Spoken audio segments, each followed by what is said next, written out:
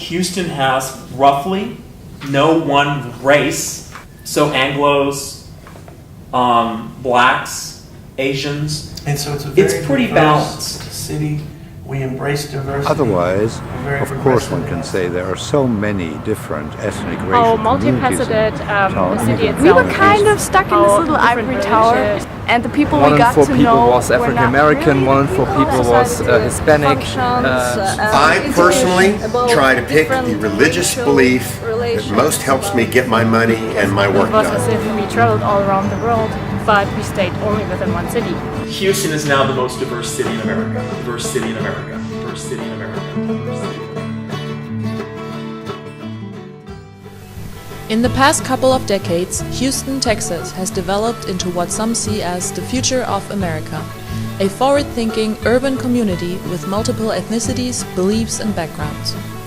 On the 2013 study tour, Immigration, Religion and Citizenship, students from the universities in Leipzig, Germany and Kraków, Poland wanted to find out how this future US looks like and works. In our 2 weeks in Houston, we met with politicians, social workers, religious groups and scholars to explore Houston life in as many facets as possible. We shared our host family's everyday life, we went to church, a football game, meetings, lectures and social events. Did we find the future of America? That's what this movie is about.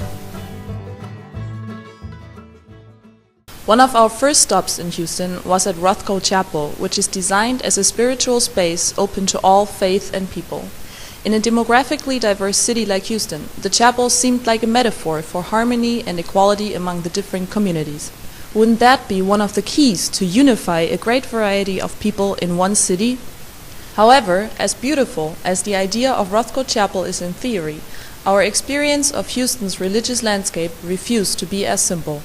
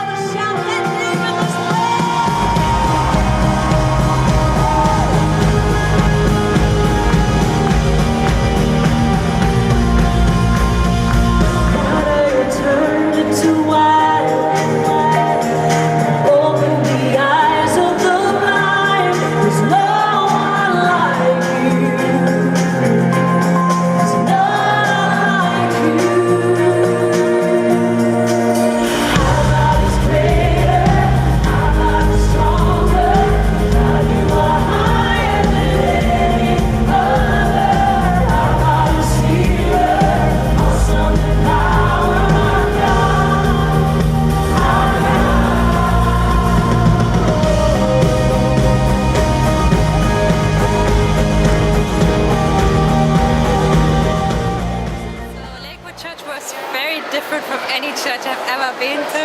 It's sort of more like a club, but then you get to that point where you get that it's all about people donating money, and then it got sort of creepy, I think, but it's definitely worth going to if you get the chance. Obviously, this artificiality, the word artificiality, and the fact that there's a large entertainment component to what's done, and then the fact that it is show business. You're going to inevitably have a sense of discrepancy between the notion of living a message as opposed to simply conveying a message. It's always going to be a big problem. Joel Osteen takes no salary for the work that he does because he's able to publish so many books that he is a multimillionaire from the sale of books. So he basically says he doesn't make a salary, but I personally have a lot of problem with this kind of thing because I think it's a basic capitalistic, or shall we say entrepreneurial exploitation of what had been in America very honorable rules of how houses of worship function. Report that God is still on the throne and the church is still strong and we are moving forward. And you know, they didn't steal my money, they didn't steal your money, they stole God's money. And so God knows how to be our vindicator, God knows how to take care of it. But you know, I just think it's just a sign that there will always be forces that try to stop God's work, and especially forces that will try to stop us here at Lakewood, because you know, the ministry goes out all over the world. I'm very critical of it, but a lot of people will say, yeah, but he just is eating sour grapes because he wants to have a big church too, you know. And the truth is, I don't. The thing that concerns me about the churches that are mega churches, with their emphasis on giving lots of money and a constant hammering of this, is that they actually pervert that when you go to church, that everything is given. It's already given. And so to build any kind of ultimate understanding of the universe, any kind of message that's religious, that's based on if you will do this, then God will do that. That everything that comes to us in our understanding of life and the meaning of life must come from a non-transactional understanding of our relationship to ultimate reality. It's very important that we realize that in reality, shit happens. That's just, there's no better expression. After the memorable visit to the megachurch Lakewood, which by the way comprises the largest congregation in the US, we attended the service at Wheeler Avenue Baptist Church on the following Sunday. For our group, the experiences in the two churches could not have been more different, and considering that they only represent a fraction of the Christian faith groups, one can only begin to imagine the complexity of religion in Houston.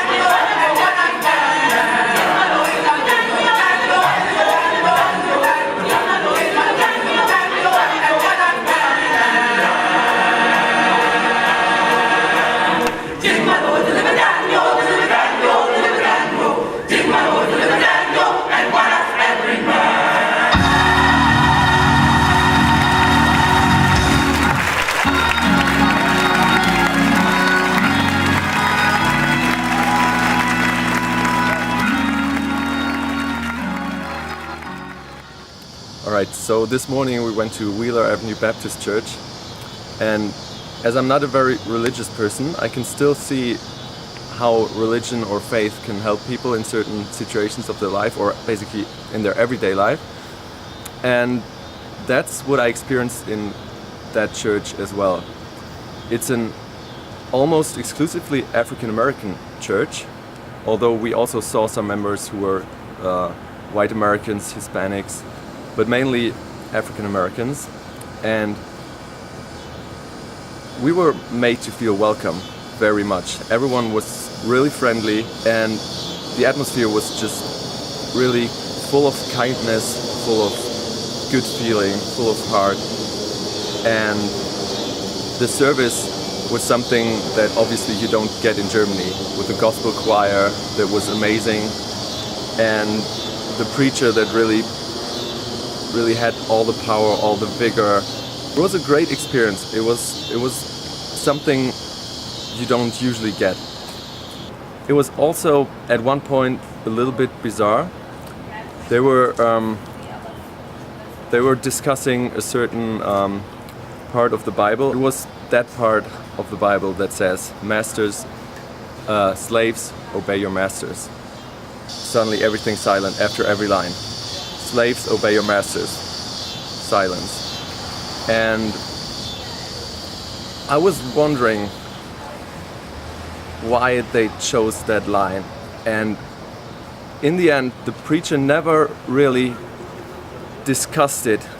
She kind of tried to circumvent it. She said something about that today it's the employees and the employers who have to respect each other, because the verse ends with the lines that masters should also treat their slaves accordingly and should treat them kindly and everything, respect them.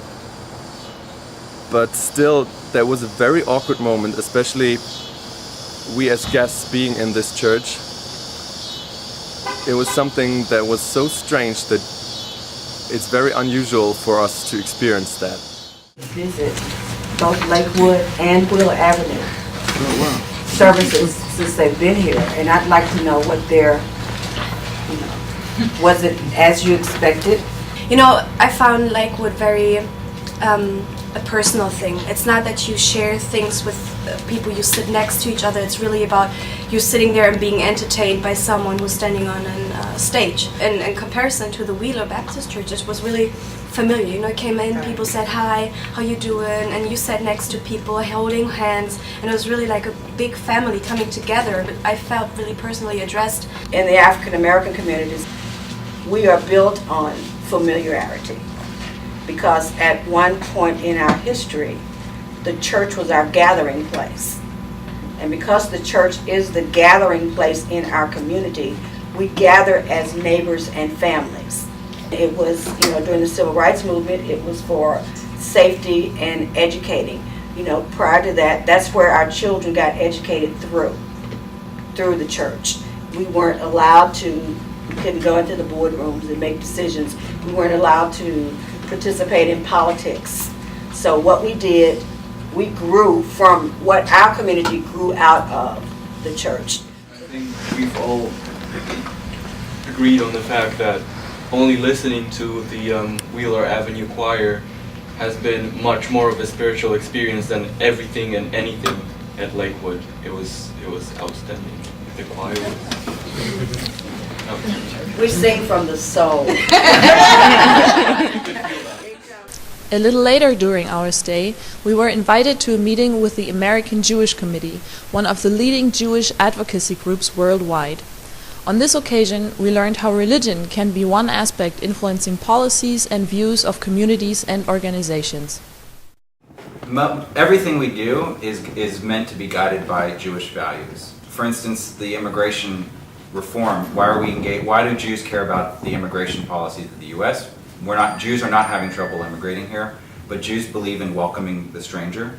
Bring in people who are poor, destitute, cannot help themselves. You help them get into the country and build a better life for themselves. Modern Jews tend not to feel like our view of the world is the only way to view the world. I think we are a minority everywhere we go, except in Israel.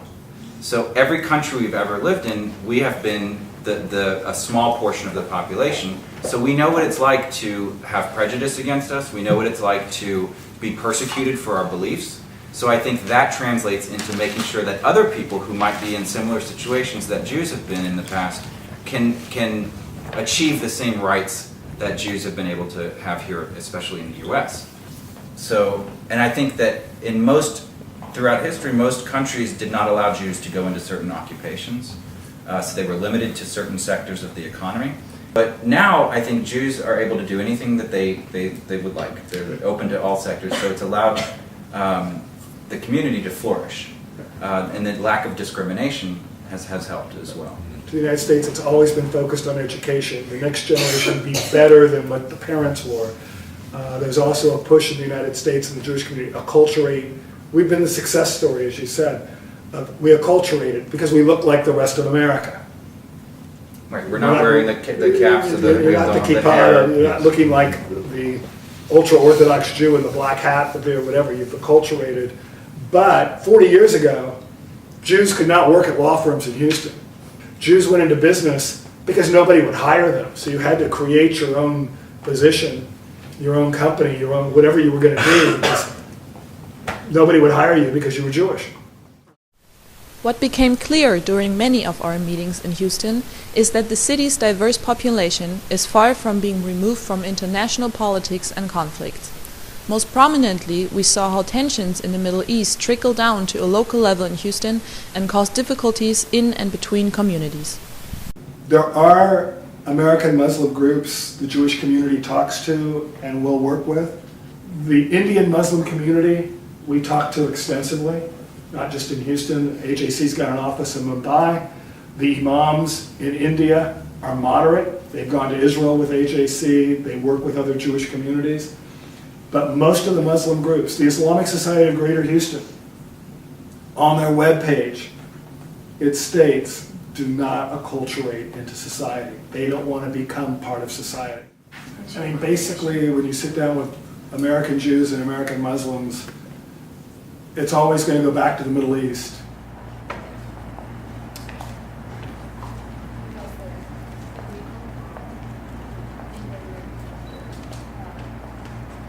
My parents came here in 1967. They knew no language. They didn't know any English whatsoever. They had no family in Houston. And through a lot of hard work, their families also started coming to Houston, and they were educated. They got educated. Took them 10 years to get educated, but they kept on persisting. They ran their own business for a number of years, and through hard work, you can do it too. My dream is, and my goal is to contribute to the continued growth of the Arab Cultural Center, to work with other cultural centers. I'm actually reaching out to a couple of different nonprofit organizations for really exciting events during the spring. There's actually a Turkish festival and a Greek festival that they throw every single year in Houston. There's not an Arab festival, which is surprising. So we're going to change all that. We're going to have our first annual Arab festival. We're reaching out to all sorts of organizations, and it's going to be a lot of fun. There's going to be Depke, there's going to be all sorts of Arab cultural there, and it's going to be a lot of fun. And I think what my question wasn't a question, it was a request of the mayor to participate more in our events as Muslims and Arabs, because we really need to normalize our presence in the city. We need to project the image that here we are, normal citizens, we have events with the mayor participates in our events, and we are real Houstonians. We're very inclusive, we're not exclusive, we accept everybody, but we don't have a religious agenda. Because when you say Arab, immediately what comes to mind is Islam, and this is not true, and it's not true for many of us, especially people who get involved in the center or other activities around the city. So it is a challenge to be an Arab American, knowing that you're not just having a natural presence, you're having a presence, and there is an image that you are boxed in, and you are continuously trying to project something else. America is very open, and religions are very respected, and it's more of a religious culture than Europe is. So there is the affiliation with the religion.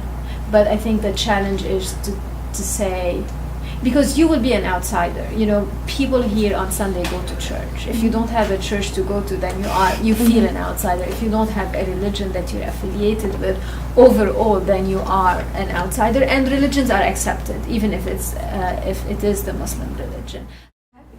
I'll be interested, since the Jewish community in Houston is pretty big as well. Do you have any relationships with AJC, for example, the American Jewish Committee? No, we don't. I think the animosity is very intense. Politics is not discussed, and we do not take it outside.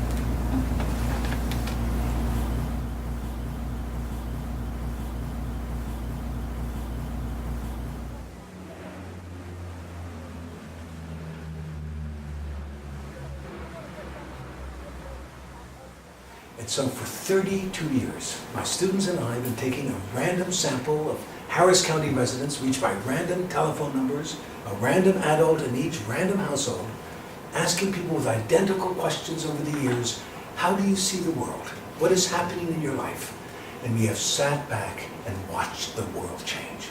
This remarkable, fundamental, irreversible transformation in the ethnic composition of the Houston, the Texas, and the American population.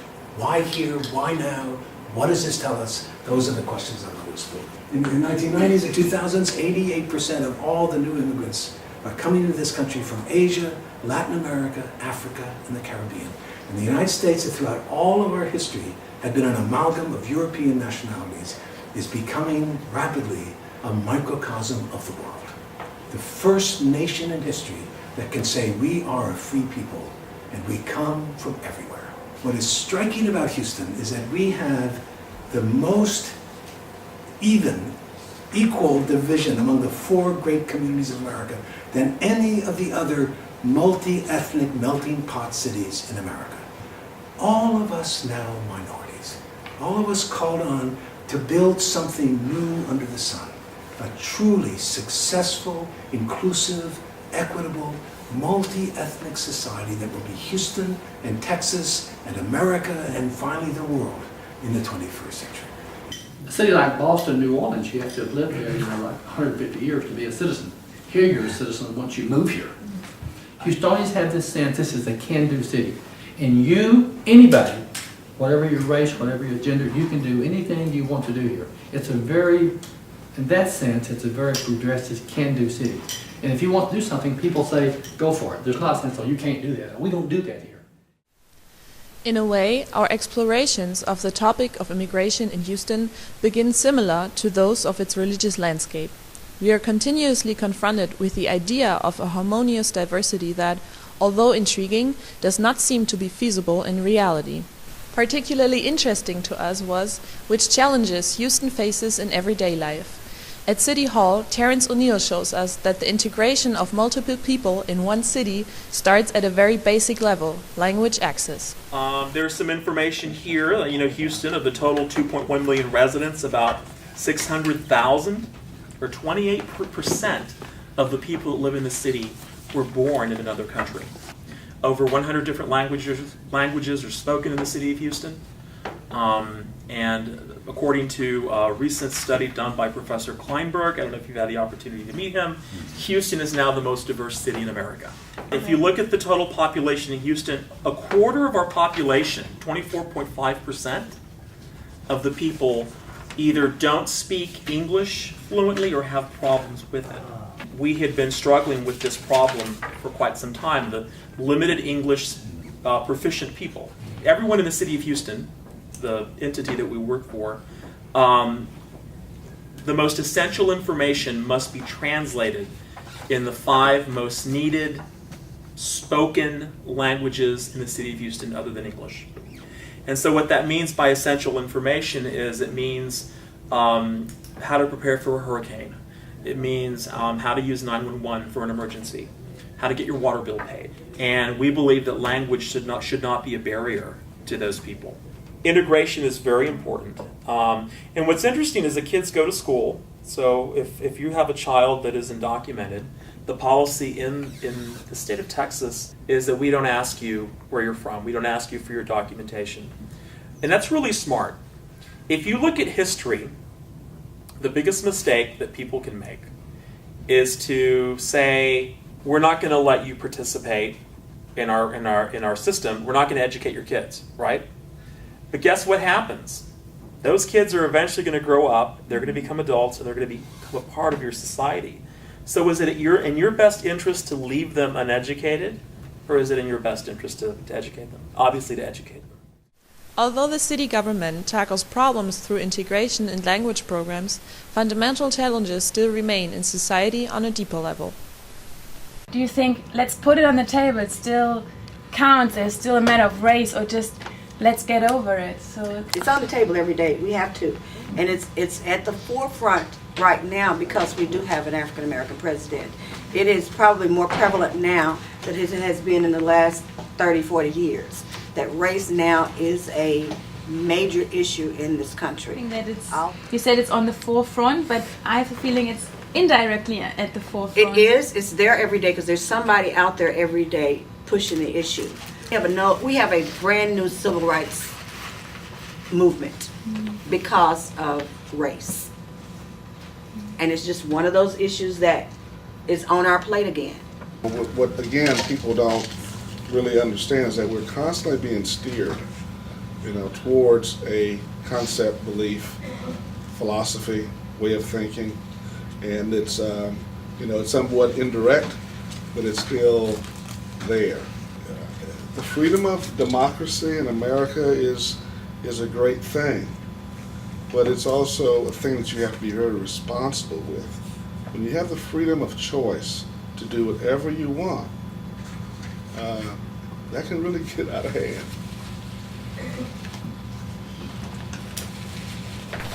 We get specific insight into the immigrant experience of Southeast Asian migrants who came to Houston before the 1960s during Uzma Qureshi's talk at Rice University.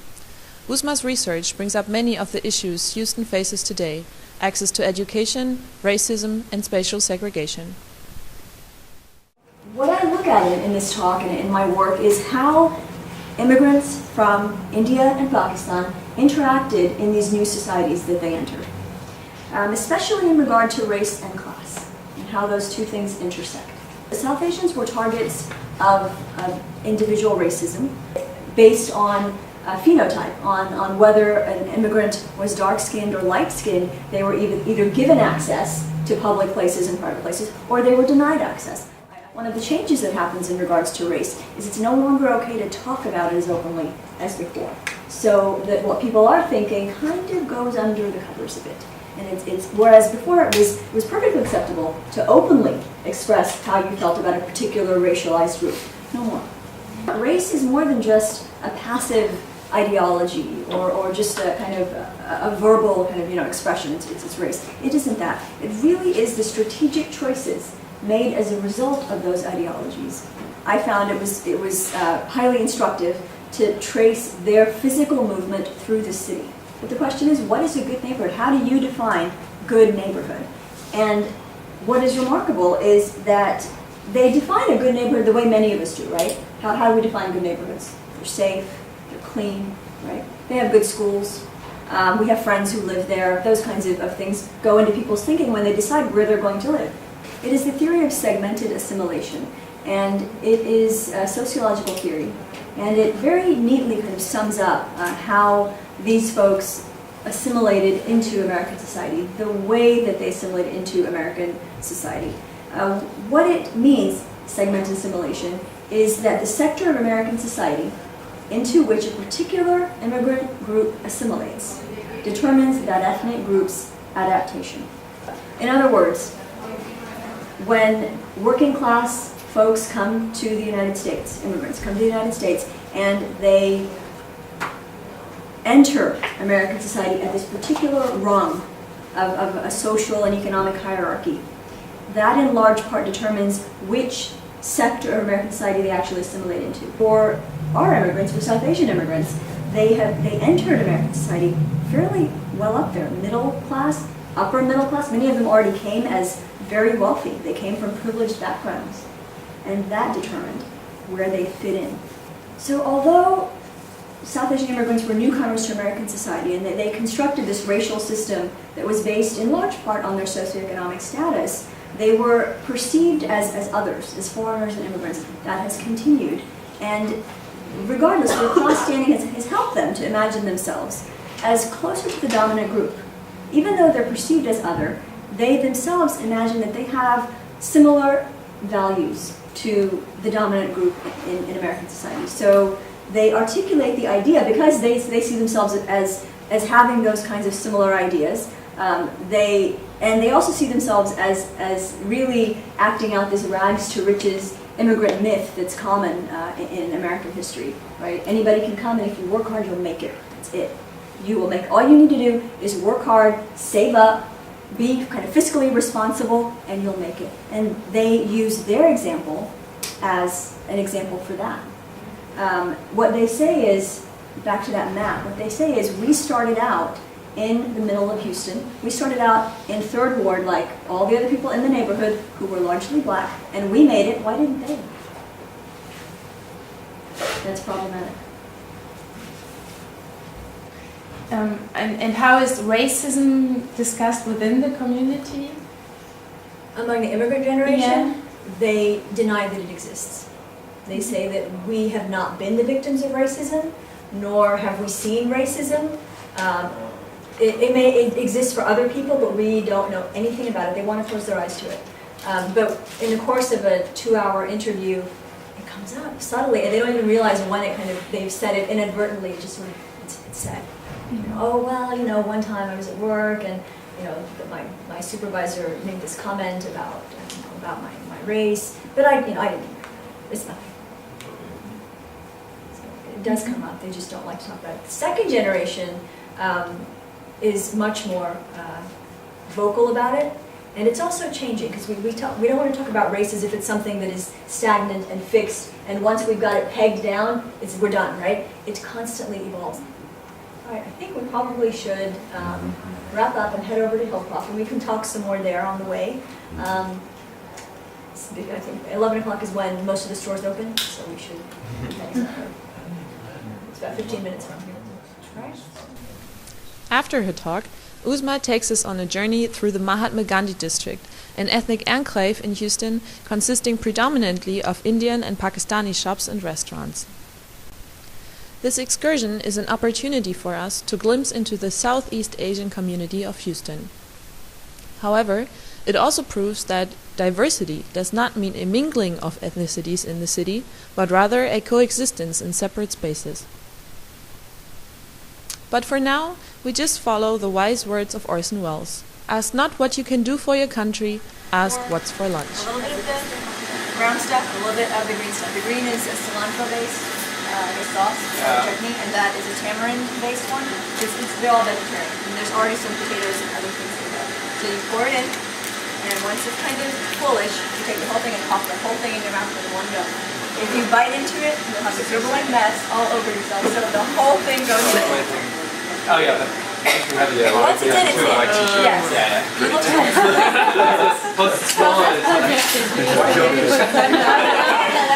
would not say that. Yeah, exactly. All right. Can you read through it up? Oh yeah. This is a small one. You find it, right? Yeah, just to be careful.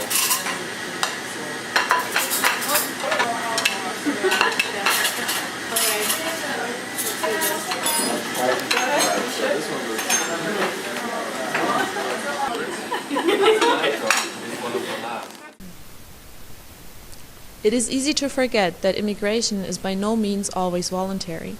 One of the major problems in Houston is human trafficking, an issue that is still largely ignored in the public discourse. Okay, so why human trafficking is such a big deal here? Not only are we close to the Mexican border, so you have a lot of people who are being trafficked from other countries, not just Mexico, through the borders. The average age of a young girl to be trafficked is 13, and most people don't realize that human trafficking is so prevalent in our backyard. 1 in 3 runaway girls between the age of 13 and 17 are trafficked. And when I started learning about it and telling my friends and family what population I was working with, they're like, oh, like that movie Taken, you know, where 2 girls from America travel to a European country and they get kidnapped. And most people don't realize what human trafficking is. They don't realize that it's happening to our girls, our young adolescents.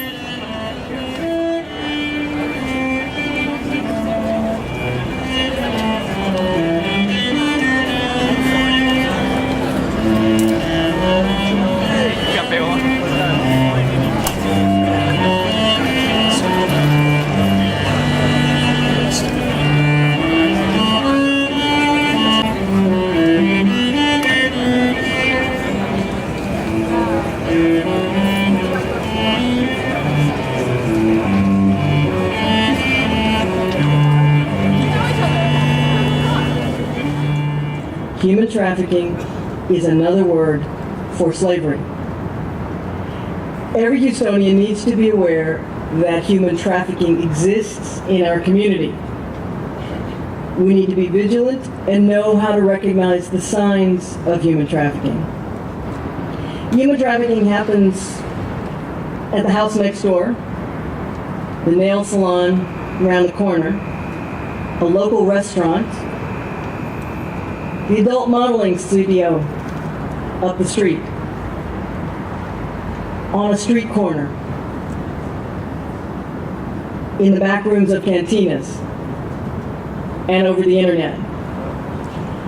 I encourage all Houstonians to join us in helping to fight this and to recognize the breadth of human trafficking that exists in our community. This is not only a law enforcement issue.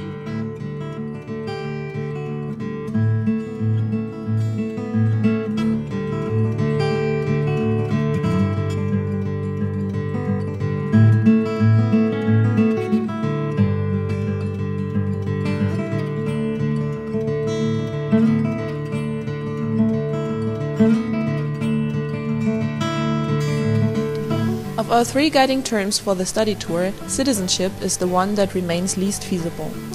More than just the obligation to pay taxes and the right to vote in elections, citizenship can also be translated into membership in a community. So in the end, it sums up what we did during these 2 weeks, trying to figure out how people in Houston participate in their communities and beyond, and how they shape their society. This participation does not only happen in big institutions or on government level. It starts in the small things. Which team at the football game you support may depend on which college you feel closer to, Rice University or University of Houston. Are you an owl or a cougar? On a larger scale, many people in Houston participate in creating innovative ideas and ways to shape modern life. At the Texas Heart Institute, we experienced firsthand how doctors like Dr. Billy Cohn try to revolutionize medicine with their work on heart replacements. The researchers' enthusiasm and convictions left us amazed with the theoretic possibilities and also some ethic questions unanswered. NASA Space Center, for many the first thing that comes to mind when they hear Houston, is maybe the place that sums up best what effort people are willing to make to stretch limits beyond anything that seems possible. Tiny animal hearts in test tubes and huge spacecrafts and hangars both are part of Houston's image and the result of fostering imaginative citizens. What also stands out is the role of education. Citizenship is unthinkable without the distribution of information and knowledge. Both Rice University and the University of Houston opened their doors to us. In the discussions with presidents and deans, teaching staff and students, we saw how higher education not only shapes a society, but also tries to better understand it. For 2 weeks, we found ourselves in an observer position, trying to figure out how Houston works as a city, as a space for people to live in. This movie only shows bits and pieces of where we went and whom we met. But all of these places and all of these people who took the time to talk to us, they all gave us a piece of what they know, so we can better understand what we saw. To some, our trip might seem to be all over the place. Why should we go see a football game, attend church, visit the mayor's election campaign headquarters, have a tour of the Heart Center, or lunch at the Mahatma Gandhi district? Because it's all Houston.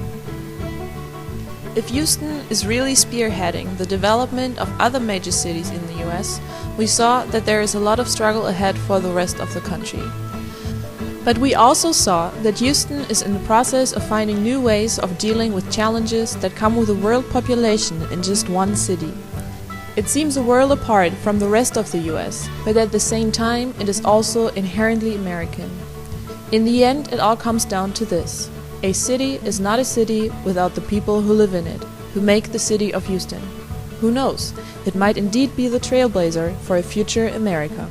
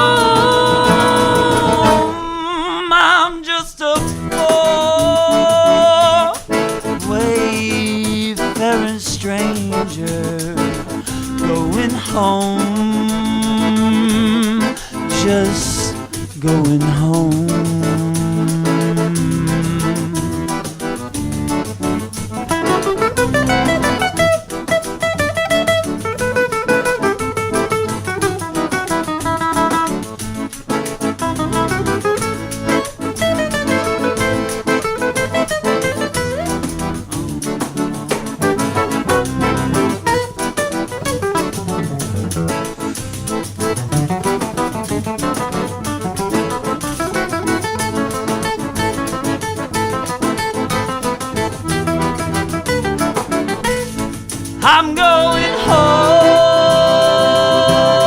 to see my loved ones. I'm going home, no more to roam. I'm just a poor wayfaring stranger going home, just going home.